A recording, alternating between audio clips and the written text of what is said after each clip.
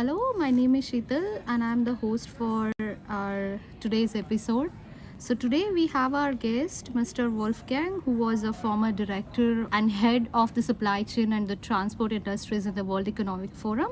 So welcome, Wolfgang. My pleasure. Thanks for having me. Thanks for doing this with us. And let me come to the first question of our interview. So we would like to hear from you. How did your passion for supply chain evolve? I was always very interested in what happens in the world and to connect the dots across continents. And I think that's it. That curiosity in the flows of goods, of communication. And here I am today as somebody who is still fascinated by all the magic in the global supply chain network. Thanks for that. So, how was your childhood? I mean, we would like to hear how were those formative years look like. Who was your role model when you were a child? What you wanted to be, and how did you arrive that supply chain is the best field that you should pursue your career? If you would like to share on that. How did this manifest itself in my childhood? I was very fascinated by the books around or dealing with global trade, like the story of Marco Polo, like the story of the adventurers, of the sailors, the Spanish, the Portuguese, about the whole civilization and how it emerged in different parts of the world. And if you travel the world, you will see a lot of similarities, and these similarities come through connections and people that traveled the world. And that was always very fascinating for me. And then there were the books, but there were also the movies. And when I was able to move alone, I started traveling. It was in Europe, in Germany, and experience all these differences and similarities myself. Okay. So you know that when you have started your career in the supply chain stream, you have started with the corporate field. So we know that you have started with the TNT. So what was happening in the World Economic Forum when you were in the corporate world at that particular point of time? Would you like to share on that? Yeah, I started my management career at TNT, but there were other things before that. So I've experience with forwarders or even the Red Cross, which is also an important international organization. At the forum, at those days, so we're talking the 80s and 90s, the main focus was on establishing a dialogue at the beginning across European industry to understand how European industry could compete with the United States. That was kind of the beginning. Then later on, the multi-stakeholder idea came into play. And that meant that suddenly governments were present in Davos, where it all started. And that was the beginning of creating multi-stakeholder communities. And from there, it evolved later on into an organization that dealt with geopolitical tensions, but also new themes like digitalization and media. Today, the forum is, if you want to see it from that angle, a big media group as well. Very prominent on Facebook, social media, and a recognized and trusted voice in the media landscape. Yeah. So, what do you think? How was the supply chain world back then when you started working in the corporate versus now? Considering we have encountered many situations like COVID and war, what is your view on that? I think that the supply chain world has moved. Nevertheless, at its core, it's still very much a people-driven part of the economy. So it is important to know people, and I think even that has played an important role in COVID because or during COVID, because although those companies that had better technology at work and implemented fared better than those that didn't. There were also many cases where technology has failed us because technology was not prepared and programmed for the volatility which we have seen during COVID. So if we take some learnings, COVID has proven that technology is important, and I believe that the technological revolution within supply chains will continue and got a push from COVID. I also hope that we will see a stronger push on the sustainability front because I think there is a probability that the way we operate also is a reason for things like COVID. We will hopefully get to the point where we see supply chains as systems that need to be managed in a holistic way. And the best tool to achieve that is digitalization.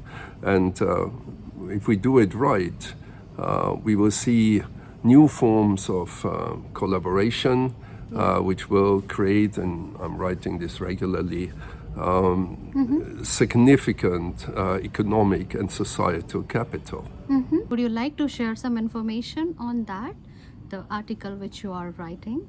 Oh, that article has been written, has been published by UNCTAD. The model is called CEDAS, Collaboration and Digitalization for Economic and Societal Value, which in fact is built on the hypothesis that we need more balance in the world. So we need a balance between digitalization and collaboration. I believe that there is no large-scale collaboration without digitalization, just considering the sheer size of today's supply chain networks. Yeah. But there is also no large-scale digitalization without collaboration, because digitalization is about connecting. It's about building bridges. It's about exchanges, and exchanges require collaboration. So that's all the whole story, the simple story, simply said, but more difficult to be implemented around CEDAS. Yeah. So do you think that after COVID, corporate has started looking at the supply chain problems in a different angle, the way they were looking 4 years back? What is your opinion on this? Some yes, some no. Okay, that's great. And since we talk about the digitalization, we know that you have been working on this most pressing topics in your previous assignments when you were working with World Economic Forum and your other organizations. So would you like to share how your journey has been when we would like to discuss on the supply chain digitalization and the importance of the circular economy, and of course your recent book that has been launched yesterday, which is Maritime Decarbonization? Would you like to share your experience and the key takeaways for the supply chain professionals on this 3 pressing topics? Yes, these are 3 key topics. Let's start with digitalization. I always believed that supply chain and logistics is about communication, and this because you need a lot of actors to move the cargo, even of one company around the world, or even between two continents. So the supply chain industry is by definition a cooperative industry. That it's about managing dependencies.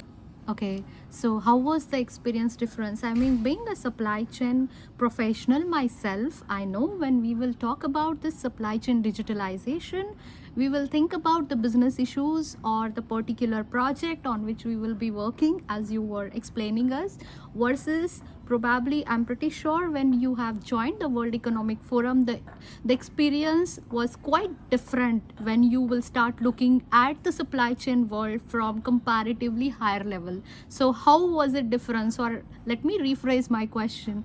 How joining the World Economic Forum as a supply chain professional changed your life? I'm not so sure whether the World Economic Forum changed my life, but the World Economic Forum early on, and this is long before I joined the forum, changed the way of thinking. And this because of the encounter of very diverse groups of people and very diverse ideas. So in that sense, I definitely owe the forum a quantum leap in the way I think. When it comes to digitalization, to put it into that context, you have the difference, or the difference is very simple. When you're in a corporate, you think inside the corporate. When you are at the forum, you think within the context of the entire economy. So you have an outside-in zooming, which gives you the possibility to think freely. The difficulty innovators have in supply chain is that they are driven by the day-to-day challenges. And if you're under high pressure, it is difficult to, let's say, fix the fence. You run after the sheep, right? That go out, and that run out. So, and it's difficult to fix the fence while you're hunting the sheeps. But at the end of the day, you have to do it. So you have to find organizational fixes to fix the fence while catching the sheeps and bring them back home. We know that your book on maritime decarbonization has recently released. Which was yesterday. So congratulations for that. And would you like to share some information on that book? Maybe the context and what were the research that has been going on since many years? The book builds on work of last year, which was the practical playbook of maritime decarbonization, where we worked with a number of corporates, but also academia and other experts on the topic. And subsequently, we released 5 articles, and all that was so well received that we decided to write the book. The book benefits from the contribution of more than 70 experts from all walks of life and all parts of the world. They are all experts and professionals, and they have contributed their view. And the framework we have given is what we developed in the practical playbook. That means a 4-step approach which starts with scenarios, and then it's about value chains. So the value chains operate in a specific context, and that context can be described in probabilities via scenarios. And within the value chains sit enablers, decarbonization enablers, and all that can be brought to life by collaboration between different parties. So that's the framework, and then we spiced it up with a number of case studies, and we are very happy about the outcome. Let's see how the book is received in the coming weeks. Yeah. We would definitely encourage all supply chain professionals to go through the book to understand the serious issue, which is maritime decarbonization across the world, to get valuable insights across the industries that has been shared by working across the different years, I would say. So coming to that, we know that you are going to address the supply chain forum at Baku to the company executives on developments that they should consider in supply chain and the logistics industry. We know that the event is yet to happen, but would you mind to share some insights on that with us? The annual forum, and I'm very happy to speak there. It's a region which is very prosperous because of natural resources, but also other specific industries. I will speak about trends that I believe should be top of mind of every executive, and I'm thinking in particular about decarbonization and digitalization, so no surprises here. I believe that both need to brought from discussion to implementation. Both are system topics, and both require that we drive innovation from inside of us and change the way we think and operate across global supply chain networks. And that's what I will speak about. Okay, sure. Thanks a lot. I know that you have been wearing multiple hats across your career, and you have been working in the supply chain world through many decades, so probably this much time is not really sufficient to understand your entire career journey, but thanks a lot for taking out your time to share your valuable experiences and insights throughout your career journey. And having said that, I would like to come to the last question that is probably more useful to the young people like me who would like to make their career in the supply chain field. What advice would you like to give to the supply chain professional from a futuristic standpoint?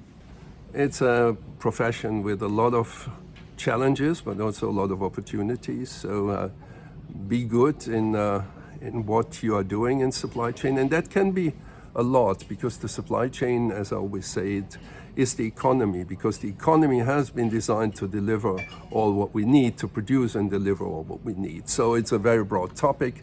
I think we need much more people that are at ease with digitalization, with analytical models. So this is what people who have an interest in this can definitely continue to work on and bring value to the supply chain. In general, I think that we need a more sustainable approach to supply chain. So those who have a sustainable soul definitely can add value. And overall, I think that not only for those who are considering, but also for those who are in the supply chain business, try system thinking, because the world in the digital age is a system of systems, and we have to understand what that means, and not only in supply chains. Yes. Thanks a lot for your valuable insight and the advice. We would definitely take with you. And having said that, here we are coming to the end of our interview. Thanks a lot again, Wolfgang. And we are really happy to spend half an hour with you to understand your career journey, your challenges, and the problems that you have faced. And of course, the most important thing is the advice, which is really, really helpful for young people like us in the supply chain world. So thanks a lot for that. Pleasure. Thanks for the invite.